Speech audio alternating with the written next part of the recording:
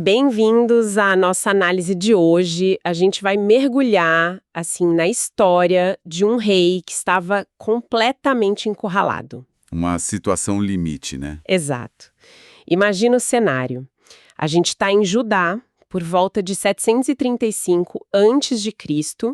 O poder está nas mãos do rei Acás e ele está diante de uma crise que ameaça pulverizar o reino dele. Uhum.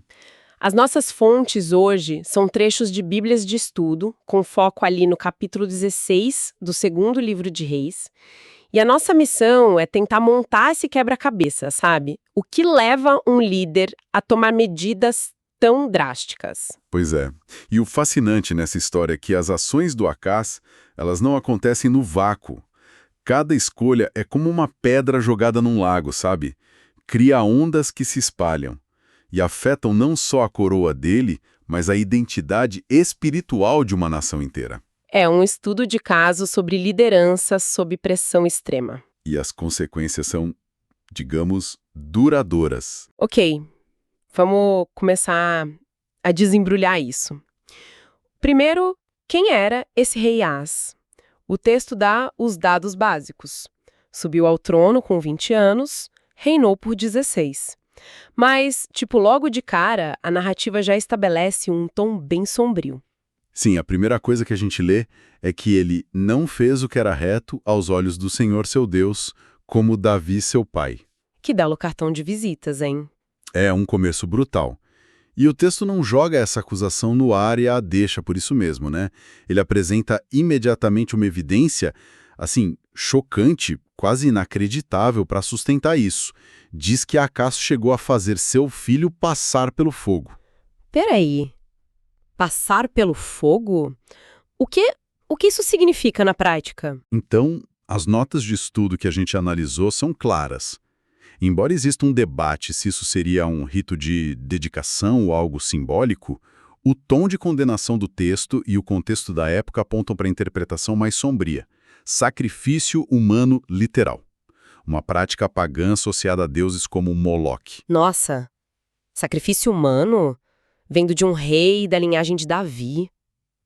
Isso é... É uma quebra de protocolo gigantesca. Não estamos falando de um erro político, estamos falando de algo que ataca a própria fibra moral da nação.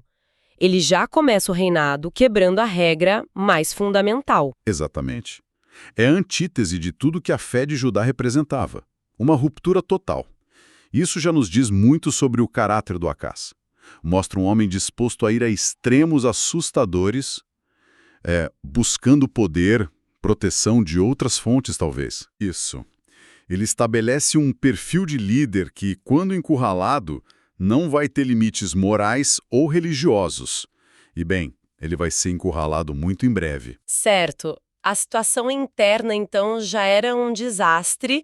A gente pensa que não pode piorar, mas... Mas é aí que batem na porta dele. E como você disse no roteiro, não é para pedir açúcar. Com certeza não.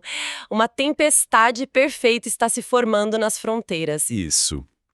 Rezim, o rei da Síria, e Peca, o rei de Israel, o reino do norte. Eles formam uma aliança militar e marcham contra Jerusalém. Cercam a cidade, mas as fontes dizem que não conseguem conquistá-la de imediato. Mas a ameaça é muito real. A pressão é imensa. E por que essa aliança? Era só uma tentativa de conquista, de expansão territorial, ou tinha algo mais nos bastidores? Aqui está o xadrez geopolítico da coisa. As fontes explicam que essa é a chamada Guerra Sírio-Efemita, e é crucial entender o contexto maior. A Síria, nesse período, era uma superpotência em expansão agressiva, tipo um rolo compressor. Engolindo os reinos menores, um por um. Exato. E Síria e Israel, apavorados, estavam tentando montar uma barricada, uma coalizão para resistir. E Judá era a peça que faltava no muro deles. Entendi. Então o plano deles não era só conquistar Judá. Era forçar a Acás a entrar na festa anti-assíria. Era um ou você está conosco ou está contra nós em escala internacional. A neutralidade de Acás era uma traição para eles. Exatamente. Eles precisavam do exército e dos recursos de Judá. O plano A era forçar Acás a se juntar. O plano B, se ele recusasse, era depô-lo e instalar um rei fantoche no trono. Então, para Acaz, a luta não era só pela soberania do país, era pela própria cabeça dele. Com certeza. Com o reino sitiado e o trono em risco, ele precisa fazer uma jogada. E a decisão que ele toma vai mudar o curso da história de Judá. Ele olha para o tabuleiro e, em vez de se aliar aos vizinhos contra o rolo compressor, ele decide ligar para o motorista do rolo compressor. É uma aposta desesperada.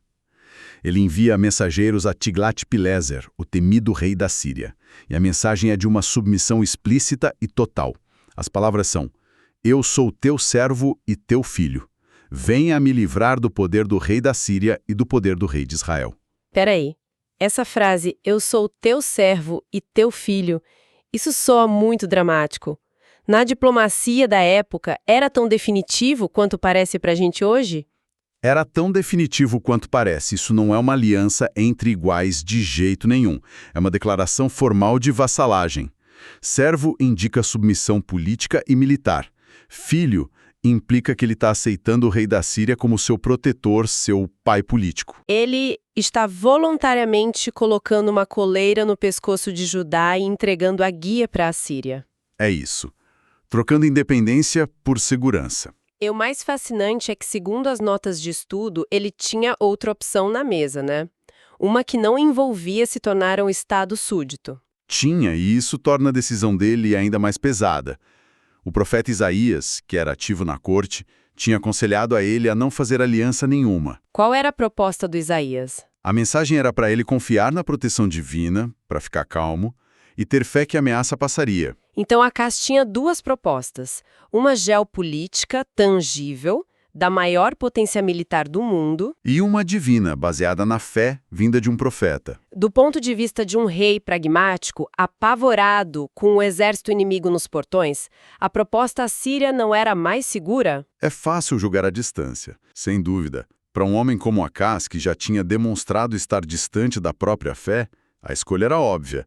A Assíria tinha exércitos, máquinas de cerco. Isaías tinha uma promessa.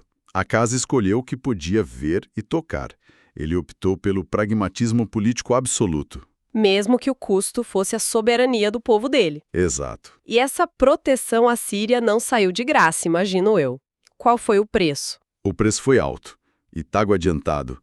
Acaz literalmente raspa o tacho. Ele pega toda a prata e ouro que encontra no templo do Senhor e nos tesouros do palácio real. Tudo. E envia como um presente. Isso, entre muitas aspas. Na verdade, um tributo. Ele está usando os bens mais sagrados da nação para pagar por uma aliança profana. É como resolver uma dívida de cartão de crédito pegando um empréstimo com a agiota. A dívida inicial some, mas agora ele pertence a eles. A analogia é perfeita. E a curto prazo, funciona. O rei da Síria aceita o pagamento, marcha contra Damasco, a capital da Síria, conquista a cidade, mata o rei Rezim. E a ameaça evapora. O cerco a Jerusalém acaba. Acaz respira aliviado. O problema militar de curto prazo foi resolvido. Mas, como na sua analogia, o agiota sempre volta para cobrar o resto? Com juros. E os juros aqui não seriam só financeiros. Exatamente. O preço dessa salvação foi muito além do ouro e da prata. A submissão à Assíria ia exigir consequências culturais e principalmente religiosas profundas. Ele comprou a sobrevivência do hardware do reino, mas agora precisaria instalar o software assírio. E esse software vinha com um vírus que iria corromper todo o sistema. Certo. A guerra acabou, ele está seguro, ele vai para Damasco, a cidade que acabou de ser conquistada, para se encontrar com o seu novo chefe. E o que chama a atenção dele lá não é nada militar, não é a organização da cidade. É um altar. O que se passa na cabeça de alguém que, depois de uma crise dessas, fica fascinado com a decoração religiosa do inimigo? É aqui que a gente vê a psicologia da submissão em ação. Ele não está fazendo turismo. Ele vai lá para, essencialmente, beijar a mão do suzerano dele. E lá ele vê este altar. E para ele, aquele altar não era só design. Ele representava o poder. Era o altar dos deuses do Império Vitorioso. Ah, faz sentido. Na mentalidade da época, deuses mais fortes venciam batalhas. Exato. Ele pensa, o poder deles funciona. Eu quero um pouco desse poder para mim. É uma importação de tecnologia espiritual, por assim dizer. E ele fica tão impressionado que não tira só uma foto. Ele manda fazer uma maquete, um detalhe detalhado com todas as especificações e envia para Jerusalém. Com uma ordem direta para o sumo sacerdote. Urias, construa um igual a este, e rápido. E o sacerdote Urias, o guardião da fé, o líder espiritual, ele simplesmente obedece. Sim, Senhor, uma cópia de um altar pagão para ontem. Nenhuma resistência. Urias obedece sem questionar. E isso é talvez tão chocante quanto a ordem de Acás. Mostra que a corrosão já tinha chegado às instituições mais sagradas. O poder político se torna absoluto e a liderança religiosa é cúmplice. Isso. Quando Acás volta de Damasco, o novo altar, a réplica pagã, já está prontinha, instalada no pátio do templo em Jerusalém. E ele não coloca num cantinho como uma peça exótica, imagino. De jeito nenhum. Ele o torna a nova peça central. Acás pessoalmente se aproxima do altar estrangeiro, oferece seus próprios sacrifícios nele. E depois ele dá a ordem que sacramenta a mudança. O altar de bronze original, o altar histórico do Senhor, é empurrado para o lado. Vira quase um objeto de museu. E o altar novo, o de Damasco, virou o local principal para todos os sacrifícios oficiais do reino. Sim, isso é simbolicamente devastador. Ele está na prática rebaixando o Deus de Judá e promovendo os deuses do Império Assírio dentro do próprio templo. E o que significa que o altar original ficaria para o rei inquirir? Significa que ele o transformou numa ferramenta de adivinhação pessoal, um oráculo particular, enquanto o culto público, o oficial, era redirecionado para um sistema de crenças estrangeiro, alinhado ao poder imperial. Uma capitulação religiosa completa, institucionalizada. E com a ajuda do sacerdote. É uma cascata de péssimas decisões, né? Cada solução cria um problema ainda maior. Mas não para por aí. Ele começa literalmente a desmontar o lugar. Sim, a transformação continua.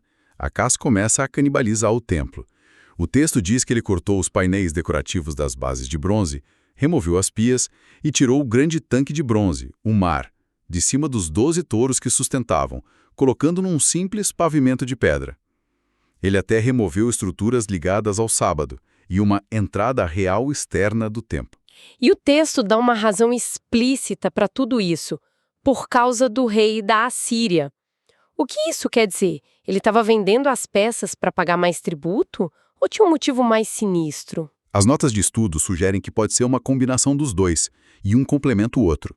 Por um lado, sim, a Assíria era um buraco negro de tributos. Ele precisava de mais metal para enviar. Provavelmente.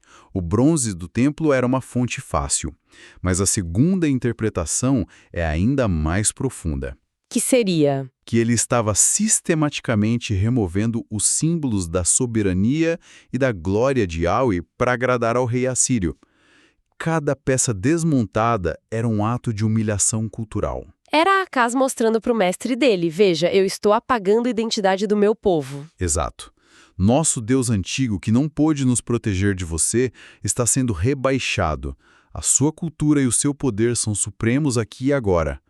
A etapa final da capitulação. É como tirar a bandeira do país do mastro e hastear a logomarca da corporação que comprou a nação. Cada peça removida é uma declaração de que a identidade antiga não manda mais nada ali. Perfeito.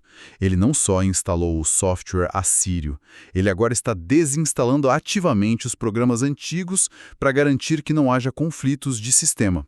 É uma submissão total. Então, quando a gente olha para trás e junta todas as peças, o que tudo isso significa, a história de Acás é, no fim das contas, a de um rei que fez uma aposta.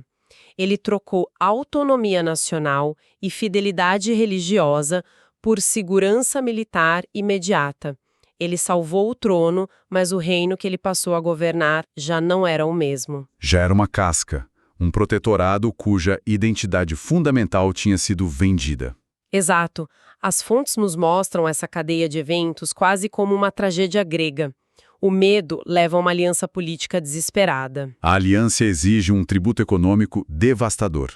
e o tributo se transforma numa submissão religiosa e cultural. culminando na profanação e desmonte do espaço mais sagrado da nação.